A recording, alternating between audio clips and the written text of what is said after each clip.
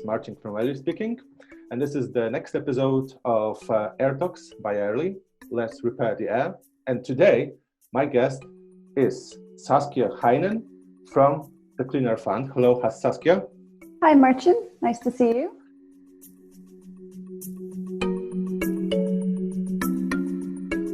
Widespread lockdowns to curb coronavirus have resulted in a dramatic fall in air pollution across many cities. So lockdowns have shut down industries, reduced energy demand, and significantly reduced on traffic levels. So all of this has had a pronounced impact on air quality. And we can see this from some of the data as well. So for example, concentrations of fine particulate matter has fallen in some of the places where lockdowns were introduced. So for example, 44% in Wuhan, 54% in Seoul, and 60% in New Delhi, just in the days and weeks after lockdowns. And a recent study as well was looking at 27 countries, which included China, India, the US, Poland, where MyAirly's from. And we know levels of nitrogen dioxide fell by an average of 29% in the first 2 weeks after lockdowns.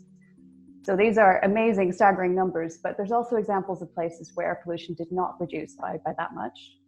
So that essentially shows us that there's more sources of air pollution that we need to consider and tackle. So for example, household stoves where coal or wood, or in some cases waste, is being burnt for heat, but also the agricultural waste that's being burnt that often happens in springtime.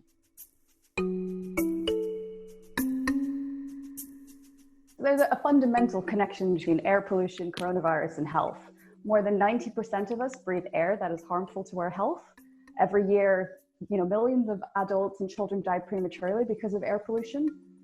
A quarter of global heart disease and nearly a third of lung cancer cases are caused by outdoor air pollution. So these and many other diseases make people more vulnerable to coronavirus. So it's partly this past, often chronic exposure to air pollution that makes coronavirus more severe, more deadly. And again, you can see this in the numbers. So for example, in England, 95% of people hospitalized suffered from pre-existing health conditions. In Italy, mortality was almost 3 times higher in the most polluted regions compared to the rest of the country. And in the US, preliminary research has shown that every single unit increase in long-term pollution levels is associated with a 15% increase in mortality. So it's likely that the risk of infection is affected by the impact of air pollution on the immune system, and that respiratory symptoms for infected people are made worse by air pollution. And there's evidence of this for respiratory infections in general, but not yet for coronavirus necessarily. But we'll learn a lot more in the coming months as research comes out. For now, of course, we can use what we've learned from similar viruses, previous viral epidemics, which demonstrated that the impact of air pollution on patient impact exists. So in 2002, patients of SARS were twice as likely to die if they lived in highly polluted areas compared to less polluted ones. And during the 1918 Spanish flu, cities that used more coal were associated with tens of thousands more excess deaths compared to cities of a similar socioeconomic status that burned less coal. So we can see that air pollution is linked in a variety of ways, but we need more research to understand exactly how.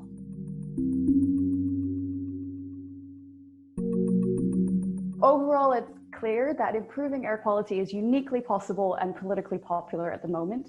People all over the world have enjoyed breathing cleaner air, experiencing blue skies, seeing mountains in the distance. So how can we go back to the levels of air pollution that many of us have suffered? So at the Clean Air Fund, we recognize and welcome the fact that there is a great deal of discussion of a green and healthy recovery. And some of the research that we've done shows that lots of people are worried about air pollution for both health and economic reasons, and the environment, of course. But also that many feel that local and national governments need to do more, which is a pretty strong call for action. So you're seeing some progressive politicians in some of the world's biggest cities already looking to retain the benefits of clean air, of course, without the huge social and economic costs of lockdown. But unfortunately, matching efforts at national level are missing. But you're also seeing politicians that are relaxing environmental regulations in an effort to promote short-term economic growth. But this is failing to understand that one of the key lessons of the pandemic is that health and economic prosperity are intertwined, and that we are dependent on the environment that we live in. So lots of ideas around recovery plans have come out, and we think that there should be 3 priorities that should be tackled simultaneously. Health, cut air pollution to increase the health and resilience of people, which will also reduce the demands placed on the health system ahead of future pandemics. The economy, create national Green New Deal strategies that invest low carbon economic transition and jobs. And we've been speaking mainly about air quality here, but of course we also need to accelerate the work on climate change and build back better if we want to increase the health and resilience of our families, friends, and colleagues. And then thirdly, equity, protecting vulnerable communities by upholding global climate and clean air commitments and guarding that hard-won progress that we've achieved to date. So it's important to set clear targets for shifting towards a zero carbon economy and prioritizing sustainable and resilient infrastructure. Governments are already committing to significant funding towards infrastructure in an effort to boost economies. And we need to make sure that we're avoiding those highly polluting infrastructure projects. So that includes things like maintaining and where possible, of course, increasing the support for public transportation.